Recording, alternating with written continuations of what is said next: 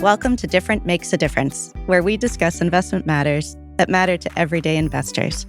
Join Odlum Brown's equity analysts as we examine pertinent topics in today's markets and look at things a little differently. Odlum Brown is an independent Canadian investment firm. We provide integrated wealth management solutions to help clients achieve their financial goals, and we've been doing so for over 100 years. Join us for some lessons we've learned along the way that can make a difference for the future.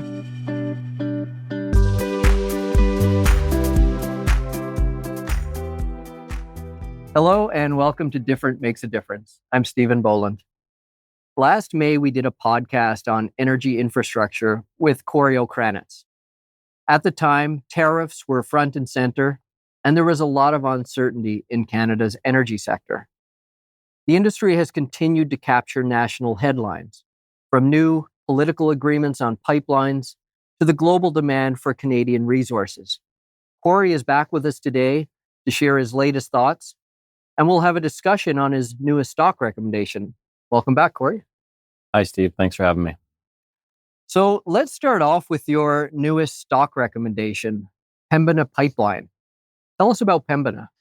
So Pembina is an Alberta-based energy infrastructure company. They own a collection of pipelines and processing facilities that move oil and gas from Alberta to the rest of Canada, to the US, and overseas as well.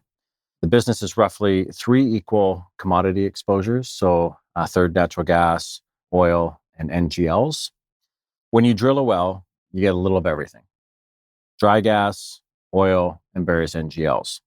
So NGLs are natural gas liquids. So that's propane, butane, ethane, and condensate. What changes is the mix. So producers target certain commodities and try and get the highest value from that area. And Pembina's job is to separate them and distribute all those products. Okay. So let's just look at it from a broader industry standpoint. Why should investors consider this industry? First of all, we see 3 really big tailwinds for energy. Essentially, there's the AI build-out, there's the LNG expansion, and greater support from the Canadian government. On AI, there's an incredible amount of electricity that's going to be needed to build out, to fuel those data centers. The IEA predicts that global electricity consumption for data centers will be the equivalent of the 6th largest country in the world. So that's bigger than Canada, France, and Germany. So it's a pretty incredible number. We think natural gas or natural gas power will be a big part of the solution. Gas is readily available. It provides 24/7 flexible power. And it's really the only realistic option to power the grid, power data centers, and of course, it's cleaner than coal. Nuclear is great, pairs perfectly with data centers, but it's going to take a long time to build. It's really expensive, and it's not as flexible. So you can't turn it on and off like you can with gas. So it's basically running 24/7, regardless of whether there's demand or not.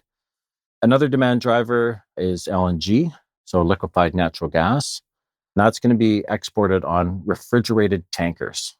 And so the world needs more North American natural gas to meet their power demands. And we have new LNG terminals that are nearing completion, and that's across North America. So we'll actually triple the amount of export capacity. So we're going to go from 10 BCF a day to 30 BCF a day. So it's a pretty big change that's coming up just in the next few years. And that brings me to the last point. The federal government in Canada is supporting infrastructure projects.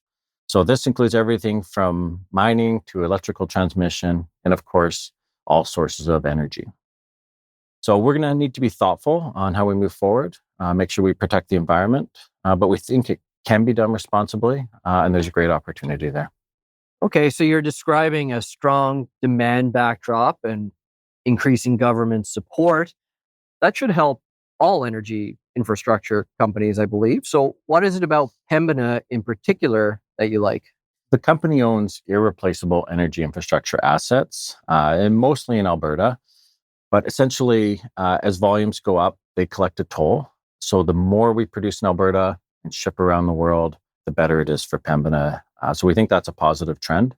They're also highly contracted. So management targets at least 80% of cash flows to be contracted and protected.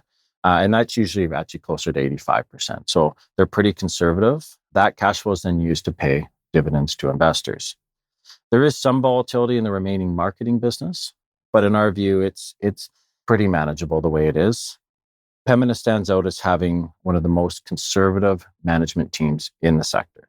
So that means taking on less debt and not being too aggressive with projects or acquisitions. Simply put, we trust them to make the right capital allocation decisions. The company has also adopted a dividend growth model, and that's really what we look for. We want dividend growers because they actually end up paying out more to investors over time through dividend increases rather than the ones that are just stretching to pay the biggest dividend. And with Pembina, we actually get a 5% dividend yield to start with, which is pretty good. So it sounds like a lot to like there. A good and growing dividend, strong management, contracted cash flows. When I look at the stock price, it seems to have lagged the peer group. Why is that? Well, it certainly looks attractive. The forward PE for Pembina is less than 18 times. For the peer group, it's about 19 or 20 times. So they do trade at a discount.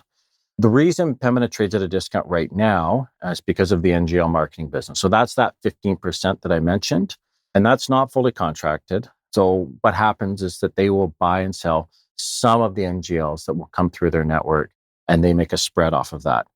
But because NGLs are priced off of oil, and oil prices are relatively low right now, they're making less money in that business. It's still profitable, but they're making less money. So we think when that business is making less money and people are worrying about it, that's a good time to buy the stock. Makes sense. Profitability swings around, and you tend to do better buying it when it's slightly out of favor than when it's more in favor. There's been a rejuvenated focus on developing energy infrastructure in Canada. Certainly a lot of talk of a northern oil pipeline. Will this happen? Yeah, I think there's a good chance that it does happen. The project makes a lot of sense. There's certainly a benefit by diversifying our trading partners. However, we don't think the amount of oil that actually gets shipped to the U.S. will change. Our networks are intertwined. The U.S. still needs our oil. The real benefit is finding new partners and getting more takeaway capacity. So really just adding more volume. This should improve pricing. So you'll have better pricing, you'll have more volumes. Right now, Albertan oil trades at a discount to Texan oil. So that can hopefully narrow if we can have more takeaway capacity. We have added a bit more through network expansions, through Trans Mountain, but we could still use more. So we think it does make sense. I think the biggest challenge is going to be from the BC government and potentially Indigenous groups. We think those Indigenous groups would need to be made partners for the project to move forward. The North Coast, obviously a very sensitive area. There is a tanker ban. That's for good reason. So we need to make sure that we do everything as safely as possible. And the pipeline, if it gets built, would be built by the private sector. I don't think the government will build this one like they did with Trans Mountain. So for the private sector to move forward, they would need assurances from really all stakeholders to make sure that they could get it done. Okay, so some obstacles there. And historically, it has been tricky at times to build a pipeline. If we need a private sector solution, who do you think might step up here to build it? Could Pembina be involved? Yeah, I mean, it's hard to know who will step up and do it. I think it's probably too much for Pembina, and it's not really their type of investment. Enbridge is the obvious choice. They're the biggest, but they've already been down this road with the Northern Gateway pipeline, and they had to abandon it. So I think they would be very careful. South Bow, I think they would definitely be interested. That's the company that was spun out of TC Energy, but it's a big project for them. So they would probably need some help to get it done. But again, I think anybody who does it's going to want assurances, and the government's going to need to make sure that there's a pathway to get it done. Are there other projects we should be thinking about as well? Yeah. So in northern BC, we actually just completed a world-class LNG facility. So this is up in Kitimat. It's connected to TC's new Coastal GasLink pipeline, which will move gas from Alberta to the LNG terminal. And this is going to be ramping up in the next year or two. It's basically done now. Ultimately, it's going to be able to move about 10% of Canadian natural gas. So it's a big deal, and it's happening now. And as a reminder, the more we ship, the more volumes that move through Pembina's network, the better it is for them, the more fees they collect. So we think that'll be very positive. There's also another direct benefit for Pembina. They're building their own LNG terminal. This is adjacent to Kitimat. So it'll be done in 2028. It's a great project for them.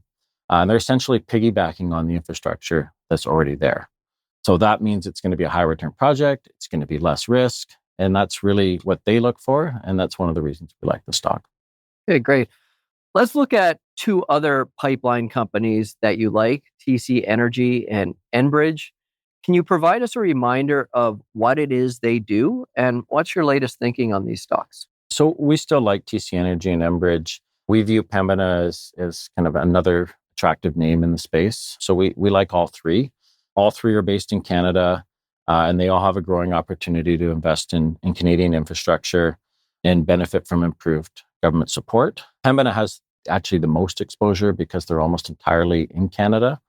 TC and Enbridge are bigger, and they have basically critical infrastructure. It's a monopoly-like business, so it's about as bulletproof as you can get in the sector. As for TC, they're 100% focused on natural gas. So they'll benefit the most from increased demand for electricity generated by natural gas and, of course, LNG exports. So it's a nice way to participate in that. Enbridge is the biggest. They are the most diverse, and they have an even split between oil and gas. And they also have some amazing natural gas utilities in the US, which are growing at double digits. So it's a really well-diversified company. And so you can kind of get different exposures. They're all a little bit unique, but I think the common theme is that you get steady growth and bigger dividends for investors. Great. Well, I think ending on dividends is a good place to wrap this discussion up, as I know a lot of investors really appreciate a good dividend. And as you mentioned earlier, it's not just about finding the highest yield. It's about finding a sustainable and ideally growing dividend. And it sounds like Pembina ticks that box. So thank you, Cory, for joining us today. Pembina has very valuable energy infrastructure assets in Alberta. The outlook is solid with a growing need for energy and renewed government support. Thank you all for listening. We certainly look forward to talking again soon. Thanks for having me. Thank you. Thank you for listening to another episode of Different Makes a Difference. Just as every individual is unique, so are your financial circumstances. Be sure to talk to your professional advisors for advice related specifically to you. Our podcast is for general information purposes for Canadians only. The views expressed are those of the presenters and may not reflect the opinions of Odlum Brown. Be sure to check out our full disclaimer and subscribe to the podcast at odlumbrown.com/differentmakesadifference. Odlum Brown is a member of the Canadian Investor Protection Fund.